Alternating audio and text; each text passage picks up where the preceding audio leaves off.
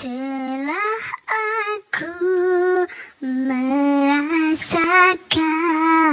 derita jiwa dan perasaan karena hilang dari jalan menuju redha-Mu ya Tuhan. Ku akui kelemahan diriku, insafi kekurangan ini, ku kesali kejahilan ini. Terimalah, terimalah, terimalah taubatku ini.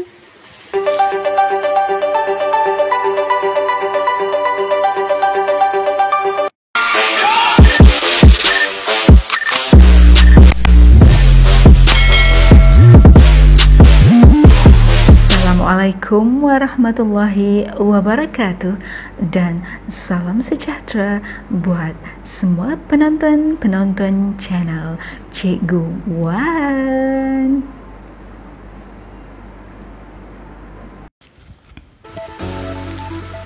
Hai semua, apa khabar anak-anak didik Cikgu Wan?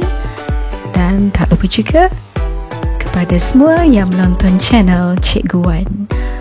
Cikgu Wan doakan semoga berada dalam keadaan sihat walafiat dan sentiasa dilindungi oleh Allah Subhanahu wa Ta'ala hendaknya. Dan semoga segala urusan kita dipermudahkan oleh Allah Subhanahu wa Ta'ala.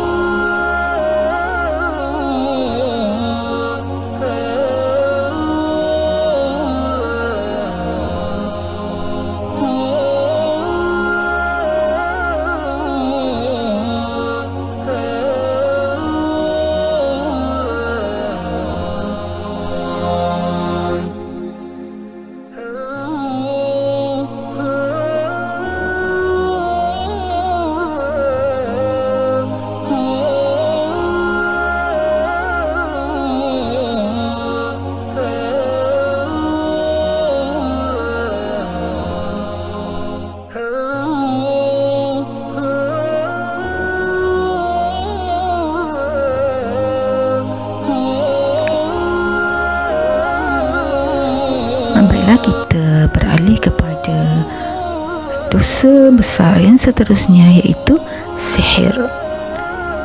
Hukuman bagi tukang sihir. Hukum bagi tukang sihir adalah ditebas dengan pedang, itu dibunuh. Apakah maksud sihir?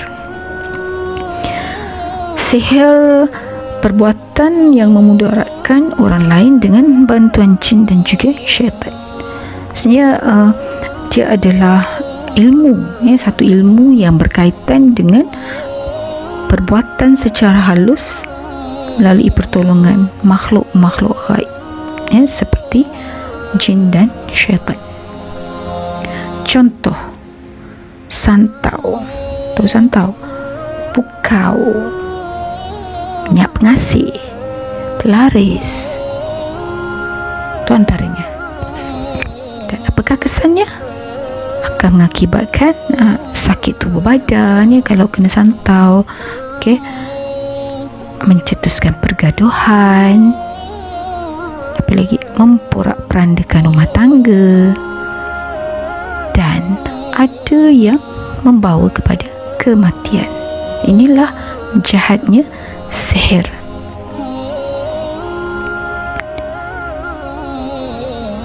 Seterusnya kita pergi kepada membunuh, dosa besar yang seterusnya. Apakah dia membunuh? Perbuatan menghilangkan nyawa seseorang. Kita pisahkan nyawa dari badan seseorang.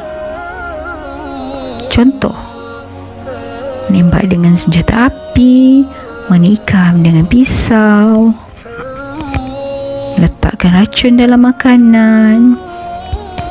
Kesannya apa? Menyusahkan keluarga mangsa pembunuh, memporak-perandakan kehidupan masyarakat. Selain daripada itu, dimurkai oleh Allah Subhanahu Wa Taala. Segala amalan baik yang selama ini kita ataupun dilakukan oleh seorang pembunuh itu akan menjadi sia-sia, dan sudah pastilah akan diazab di neraka. Seterusnya, makan riba. Apakah maksud makan riba? Maksud makan riba ialah pertambahan dalam urusan pertukaran barang dan hutang piutang. Kalau sebelum ni pelajar tingkat 4 ni belajar, mereka diberi pembahagian itu riba al-fadl dan juga riba an-nasi'ah. Riba al-fadl ni dia lebih kepada pertambahan dalam urusan pertukaran barang yang sama jenis.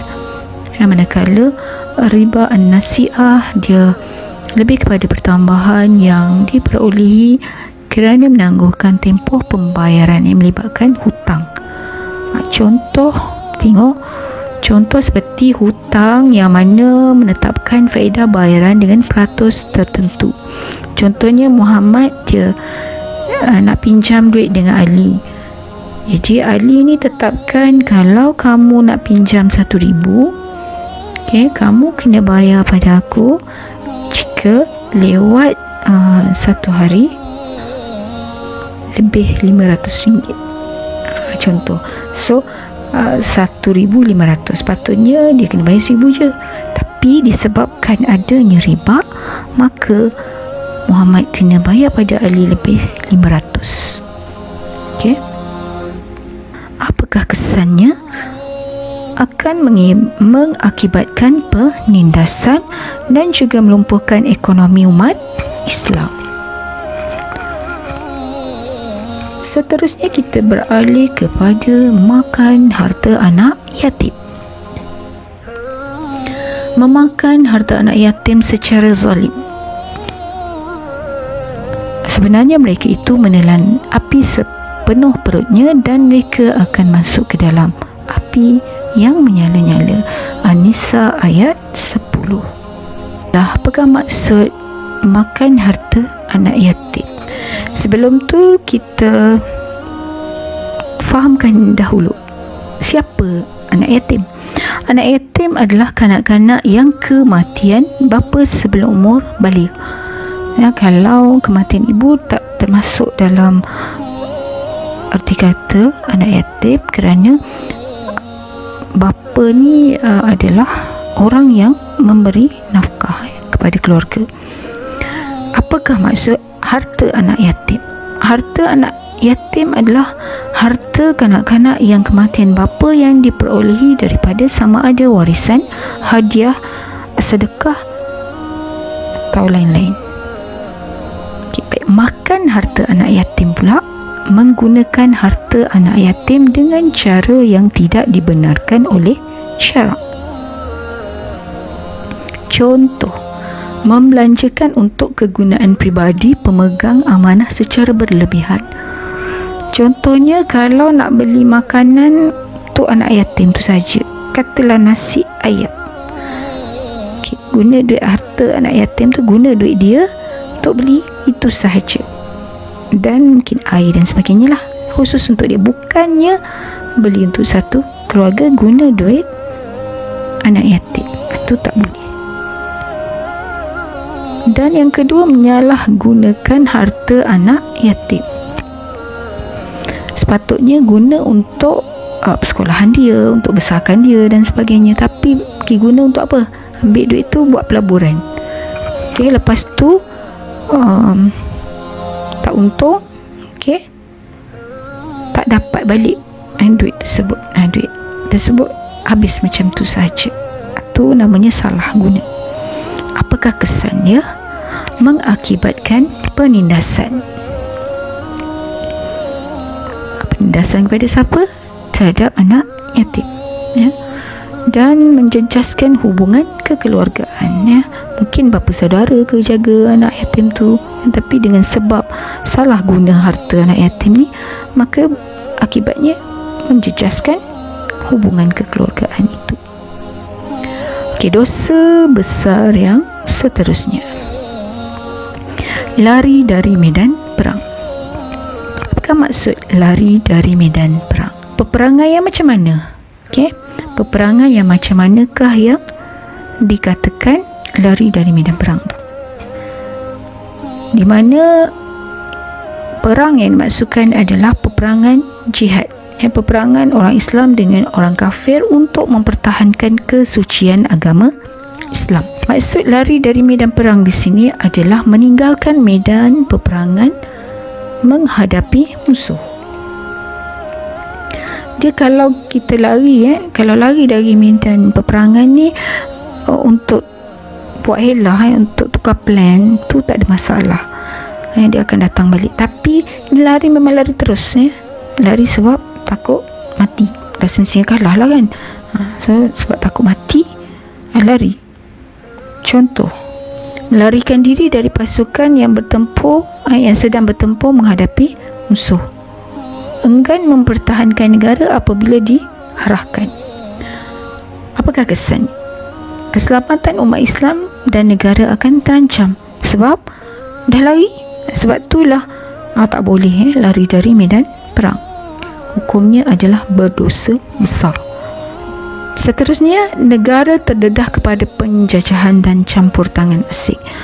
Bila umat Islam ataupun orang Islam ni lari dari medan perang, maka siapakah yang akan mentadbir negara? Sudah pastilah orang bukan Islam, orang kafir. So itulah kesan, antara kesan, akibatan lari dari medan perang. Qazaf ialah menuduh perempuan yang baik melakukan zina. Dari segi pengertian, menuduh wanita Islam yang baik melakukan zina tanpa mengemukakan 4 orang saksi.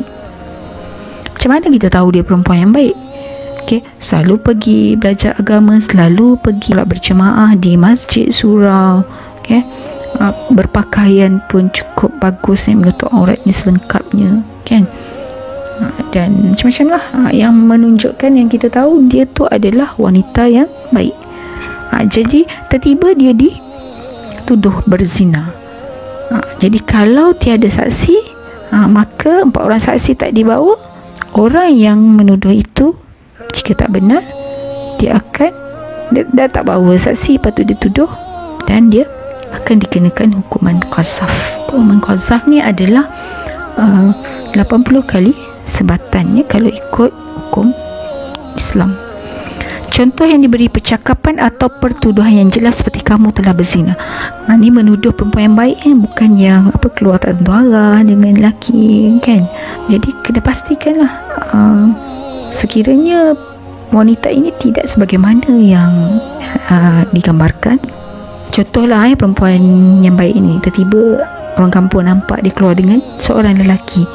Dia tak pernah tengok lelaki tu, jadi dia pun terus tuduh.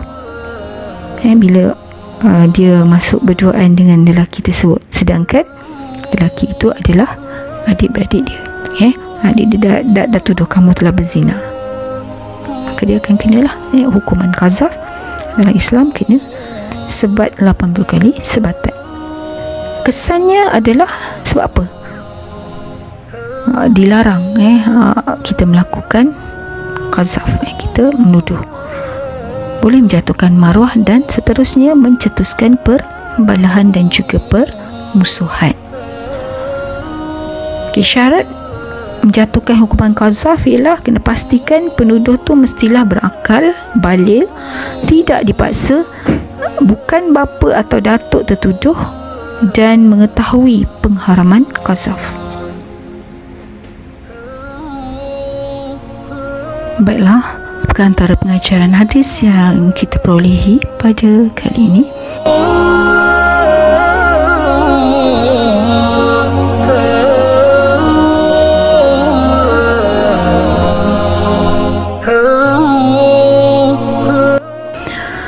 Kita hendaklah memelihara diri dari perbuatan syirik kerana syirik merosakkan akidah.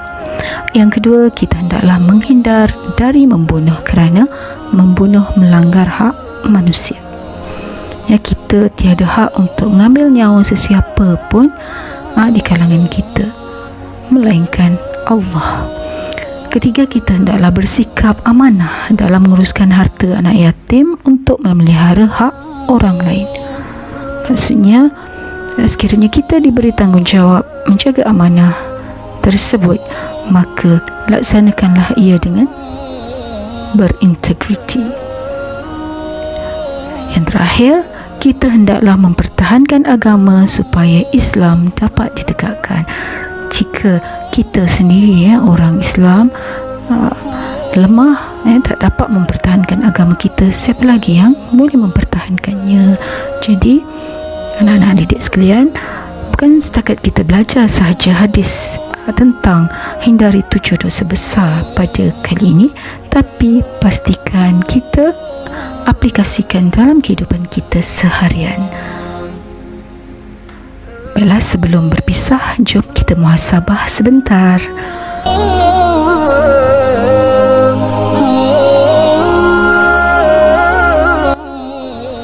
Aku akan dilamar oleh malaikat maut.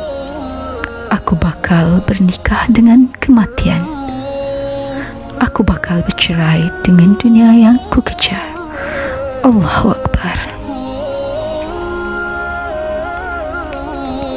Ingatlah, hidup kita di dunia hanyalah sementara, tetapi di akhirat adalah keutamaan kita, akhirat yang kekal abadi. Berbuatlah kebaikan agar kehidupan akan datang lebih selesa. Jadilah orang yang baik-baik. Buatlah sesuatu kerana Allah Subhanahu Wa Taala. Kerana setiap apa yang kita kerjakan, setiap apa yang kita amalkan, setiap apa yang kita buat, Allah akan putuskan apakah yang kita lakukan itu diberi ganjaran pahala atau tidak. Hingga itu, sekian sahaja daripada Cikgu Wan. Jumpa lagi. Sedia? Terima kasih kerana menonton channel Cikgu Wan.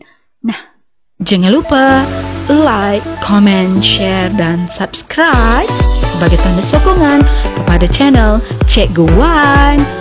Terima kasih kerana menonton. InsyaAllah jumpa lagi di video akan datang ya.